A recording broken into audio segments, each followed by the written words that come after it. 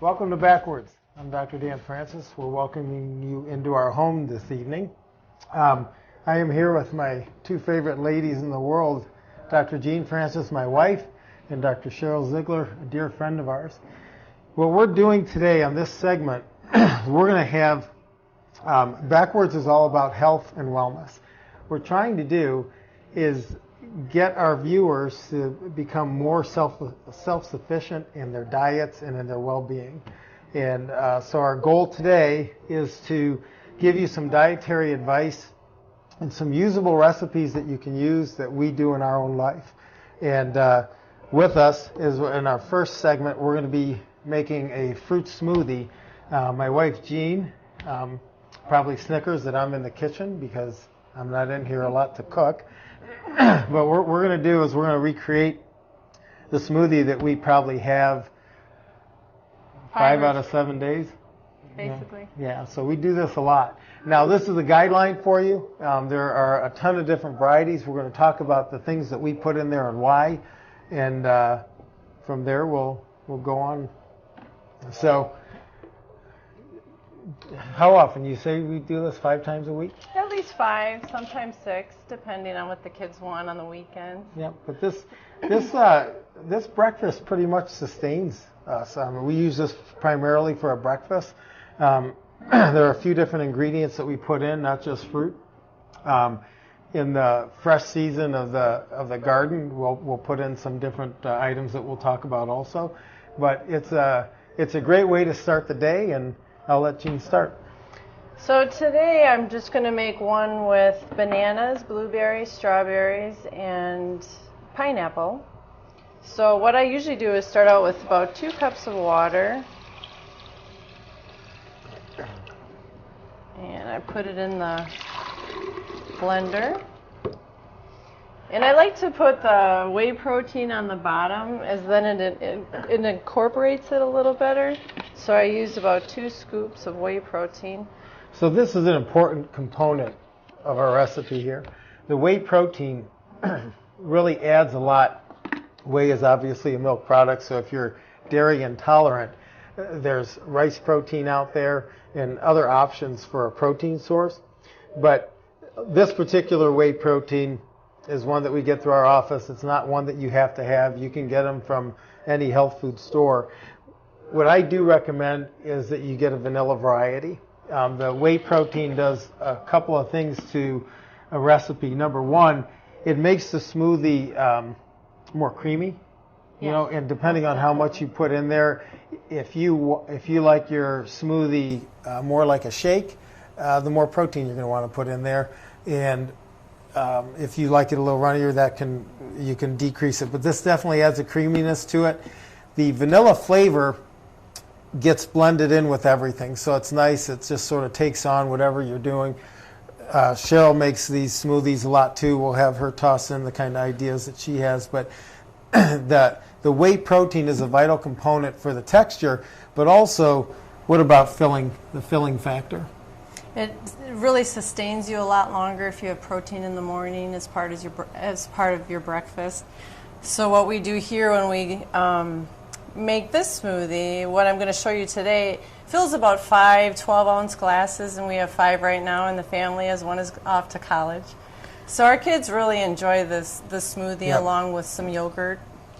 In when you're looking at the whey protein, that's going to give you a little harder to digest, which is good because that's going to create a slower rise in your blood sugar, so it's going to sustain you longer throughout the morning, so you're not crashing. We'll talk about some cereal things in a few minutes, but if you're eating a real sweet, sugary cereal, you're going to crash.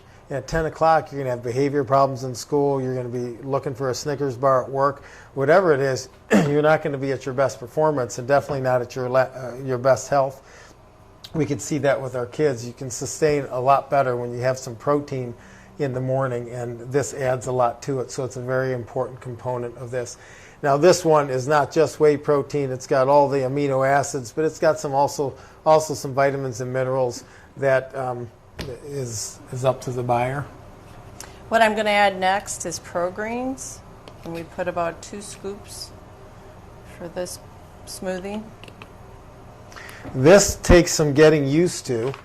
This is a Pro-Greens wrap sheet. There's a lot of stuff in here, more than we can go through in a short segment.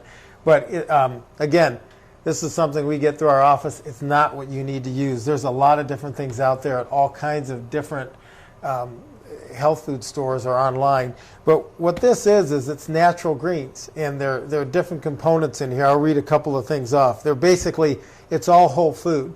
So what this is not is a big synthetic supplement of different, inorganic supplements that we've bound together. This is wheatgrass, alfalfa grass, barley grass, spirulina. There's licorice powder in here. There's all kinds of different things. A couple herbs.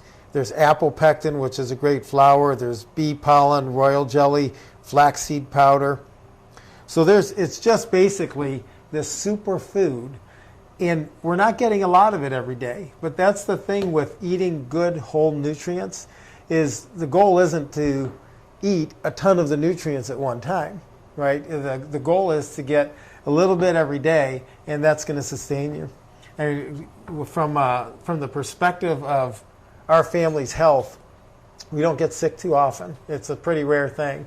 And I can tell you that when we started adding this component to it, I rarely get a cold, and I really attribute it to the different micronutrients that exist naturally within these different organic foods. Now I'm going to add a tablespoon of flaxseed oil. And flaxseed oil is very high in omegas. The omega-3s, right? Yes. So the flaxseed oil is one of the oils that they consider the true omega-3 that is available. If you take that omega-3, it can break down into other omega-3s that exist. So they call it an essential fatty acid, because if you get this one, you can't get the others. It doesn't break down into as much of the EPA and the DHA that exist within the fish oil, but it does break down into that. Obviously, fish oil wouldn't be too tasty in a smoothie. So flaxseed oil is a great way of getting also the fat. And those good fats are vitally important. They, too, like the whey protein, make this more sustaining as far as the length of time it's going to be good for you. And that's really important. So. And then I add about 1 banana. And you can add, whatever you want, actually. I've already substituted mango, which is really good. I really like to keep the fruit frozen, as then you don't have to add ice because you want it nice and cool. And it makes it a little creamier if you do just the frozen fruit versus ice. A little bit more like a shake. I literally buy a couple hundred pints of blueberries when they get low in price in the summer, and we store them in a freezer. And we've gone through them already. Yes, we have. We're about 4 months shy. Now I'm going to add about a cup of strawberries. So I'll tell you, if you're looking at flavor, not the best tasting stuff in the world.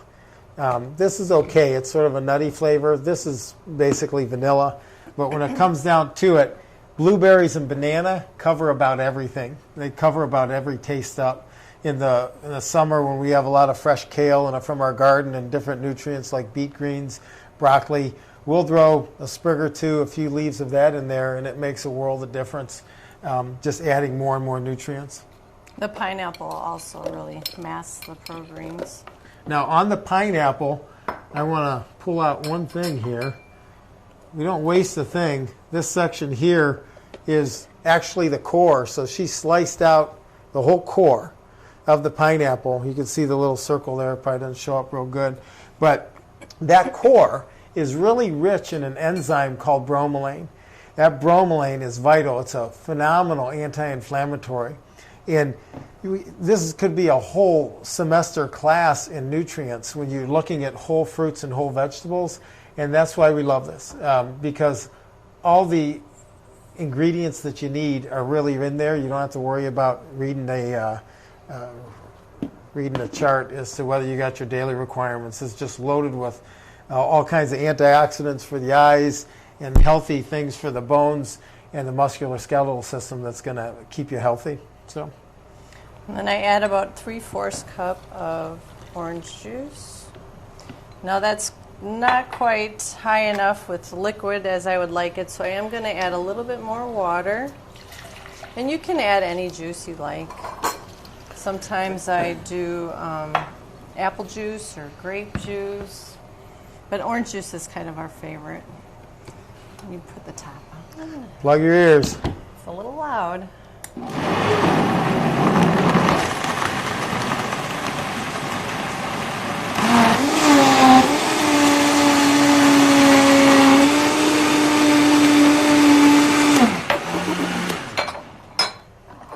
One thing about the Vitamixer is it does get it awfully creamy. But any mixer works. I've already used just a Oster blender. The Vitamixer would make a leather liquid, leather shoe liquid. So this is it.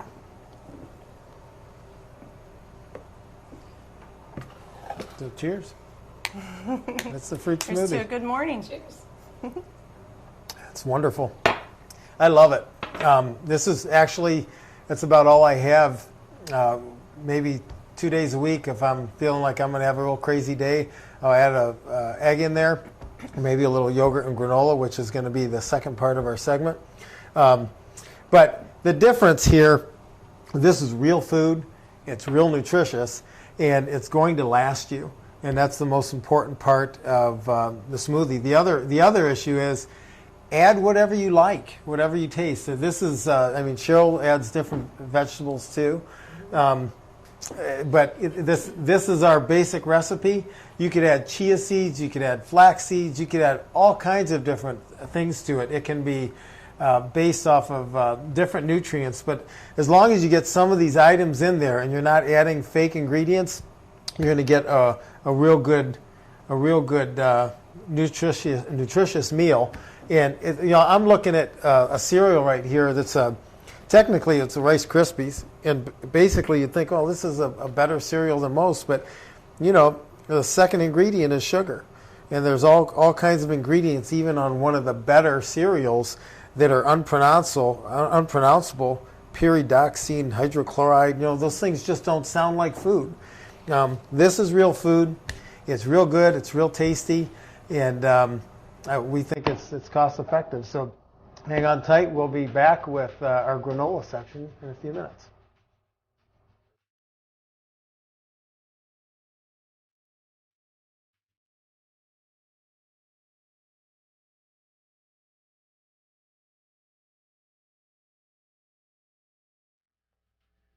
We're talking back, and we're talking about spinal discs. The discs are the cushions in between the vertebra, and they are a very strong tissue. If you look at the disc from the top, you actually have a gel in the center called the nucleus, and it's surrounded like a jelly donut by a bunch of ligamentous fibers called the annulus. That disc and an axial force or an up and down force is actually stronger than the vertebra. It's extremely strong. But it doesn't, especially in the low back, it doesn't do well with rotation, so it's protected by the way the anatomy is formed. But if you bend forward and then turn, that's where the disc gets injured. The disc tissue, when it herniates, ruptures the gel out, and that's what creates the pinching on the, better yet down here, the pinching on the nerve fiber. And when you do that, that's no good because you get the pain all the way down the leg. So lift properly, and you'll be golden. We'll be right back.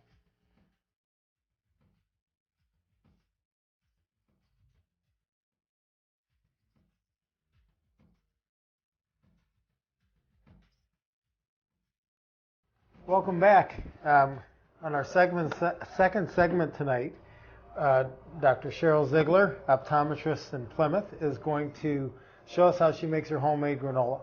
And this is my wife also does her own type of granola. This is great food.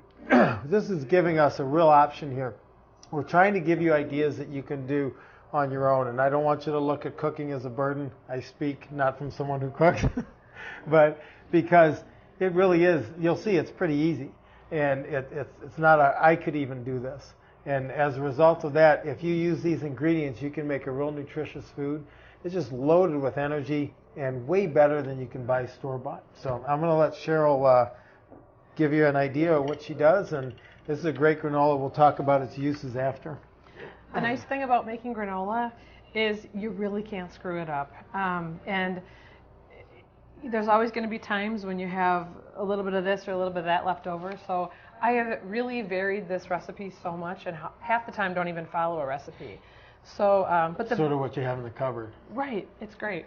So the basic guideline of the recipe, though, I always use the rolled oats. So these are extra thick rolled oats. They give really good fiber. It calls for 4 cups of rolled oats. It's kind of the base of the granola, and I love coconut. So no, hold on a second. So we're going to talk about each item. If you look at that, I mean that's a real food. What's the difference between this and a Cheerio? A Cheerio used to be an oat. It isn't anymore. And that's what we're looking for. We're looking for food that the thing they take out of a Cheerio is they take out all the fiber that makes this useful. You know, and when you take out all that fiber, it no longer is the nutrient that it once was. So it's no longer heart healthy. It doesn't digest the same. And that's what we're looking for. When she's using a whole, this is what they mean by a whole grain.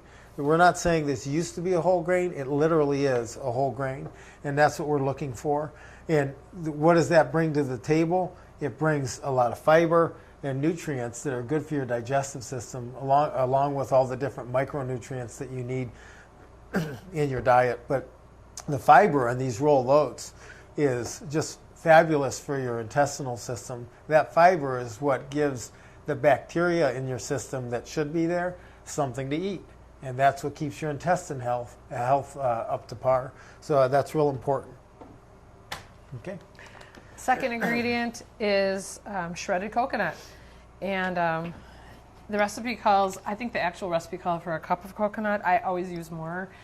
It always turns out great. So this is about 2 cups of coconut that we add in. And just like with the smoothie, well, there's a million health benefits to coconut. It is. A coconut has, now you're going to use coconut oil in this, right, also. So Yep. We'll talk about that in a second. But again, you're looking at the meat of the coconut, a real fruit. Some people hate coconut. Don't use coconut. That's the thing about this recipe. You know, Jean's recipe varies quite a bit too. You know, you can't screw it up. You use what you like. She's giving you a basic premise here, and that's fine.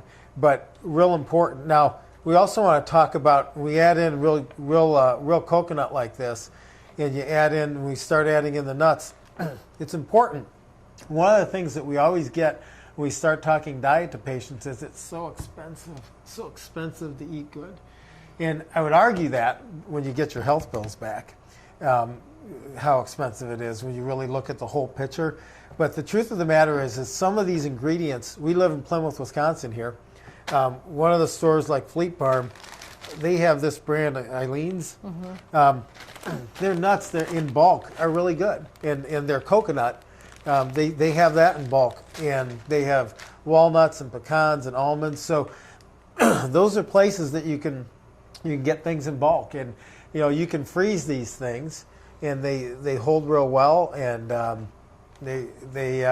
think that's a good place to get them. But look around. If you're at a place that has bulk foods, that's when you want to buy these things. You don't want to buy small packages, because then it does become more cost prohibitive, and that's no good. And they really do freeze great. And like we said a couple times already, what you put in, what type of nuts and what kind of fruits really is up to your family's preference. So the next thing that is on the recipe is flax meal. This is basically ground flax seeds. And just like with the smoothie recipe, flax is a very good source of omega-3 fatty acids. With eye health, the omega-3 fatty acids are very nourishing. What do they play in eye health, the omegas? The omega-3s, Well, the lipid component replenishes the lipid layer of the tear film. There's also an anti-inflammatory component, which helps. They really nourish the retina more than we've known in the past as well. So it is very good for your eyes. You know, a lot of people wouldn't think how much what they eat can affect their eyes, but it's definitely been proven with a couple different studies that have been done that it does make a difference. So do you see in your practice that people who are, I see this, but people who are smokers and have bad diets, they tend to have the diseases that you're catching? I mean, because an optometrist catches a lot of diseases. When you're looking in the eye, I mean, you probably find a lot of diabetics for the first time and things like that. And people that take care of their bodies and people that lead a healthy lifestyle and fill their bodies with really good foods, in a way, it actually slows the aging process of the eye. I'll ask people, are you a vegetable lover? Do you eat a lot of fruits and vegetables? I can actually tell when I look at the answer before you someone's ask macula. It's really incredible. So it really does make a difference, and it's incredible that to be able to look in someone's eyes and see that. So I like to say aging is just poor repair, and when you're eating poorly, you can't repair well. So that's the reason why we're looking at this from a chiropractic end, from a whole health standpoint. So the other thing about flax that's important to understand is that flax, and her next ingredient is chia seeds. Flax, unlike chia seeds, this has to be ground, because if you put in whole flax seeds, you're going to get whole flax seeds out. You have to grind it to get the nutrients. They do not digest. So to reap the rewards of it, you have to grind flaxseed. Okay. So I use about half a cup. Here you go. Oh, actually, You got one in there? well, we can use that one, sure. So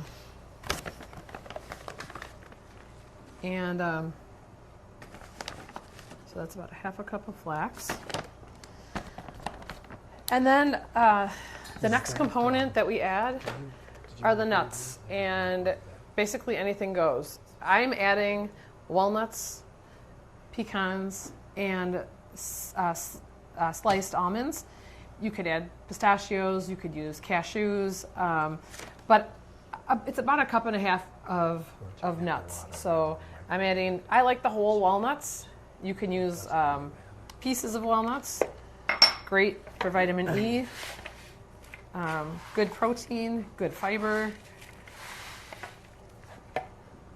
I love the almonds. They toast up really well in the oven, add a really nice flavor. And then the pecans, these are just raw whole pecans. And the nuts can really vary based on what you guys like. So you can break these up. You can a lot of times when you're looking in the store for nuts, and if you're going to add them to a mixture like this, the best kind to get is the broken up nuts. Okay, because they'll tend to be, and if you had a bag of nuts for $5 or $6, it'd be 50 to 75 cents, if not $1 cheaper than the whole nut, because they're imperfect.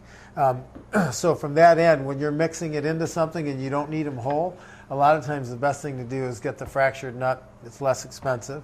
And again, the nuts are bringing just a plethora of great nutrition. The fats they're bringing are exactly what we're looking for. If you look, what I want you to do is look at this compared to your regular Nature's Valley granola bar, or granola that's your standard granola that you pull off the shelf. That kind of granola has all kinds of processed sugar added to it. Mm-hmm. There's all kinds of different additives to it. That's not what you want in this, and you'll feel the difference. When you start eating healthy, you start to feel the difference. Yeah, for sure. So, but these are bringing great fats, so it's going to sustain you a lot longer than if you're eating those refined carbohydrate-laden type foods. So, go ahead. Did you do the chia? Nope. So these are chia seeds. I don't think everybody really knows what chia seeds are. You want to talk a little bit about those? Chia is a great plant, real big, as this says, superfood of the Aztecs. This is one of my favorite foods. It is real high in omega-3 fatty acids. And the thing about chia is you don't have to grind it. Right. Okay, and actually we'll make a little pudding sort of thing with almond milk, vanilla, honey, and chia. The chia swells, it absorbs water. So when you take chia before like an athletic event, this really gives you a lot of sustained energy, holds your fluid intake, and it's really potent stuff. And it's nice because you can eat them raw, or you can bake with them. You can add them. You could add them raw Yep. to your yogurt, or you can put them in a muffin. They have a great flavor, and They look they look a lot like a. I'll just toss some in. They look a lot like a poppy seed. Act like a poppy seed. If you eat them raw, you want to check your teeth before you're talking to people. They'll get stuck in there pretty good. They'll get stuck in there pretty good. yeah. And then sesame seeds are the last seed. If you don't like them, don't add them in, but they add a nice flavor. I love them. Okay. Whey protein. Now, the original recipe calls for non-fat powdered milk, and you can use that. I also make smoothies. I love the whey protein. It gives you a little bit more protein, and it gives your granola a really nice flavor. So So we talked about the properties of that in the earlier segment, Yeah. and they hold true and carry over here. And is this the last? yeah, so what Dr. Dan's doing is this is organic honey and water and coconut oil. We had to heat it up in the microwave because the coconut oil, we'll talk about that in a minute, it comes kind of in a solid consistency. So I just heat it up in the microwave with the water, and then add the honey in, and you just toss the ingredients till they're moist, and that's it. Now we'll bake it, but once everything is kind of tossed through, it's going to just be slightly moistened.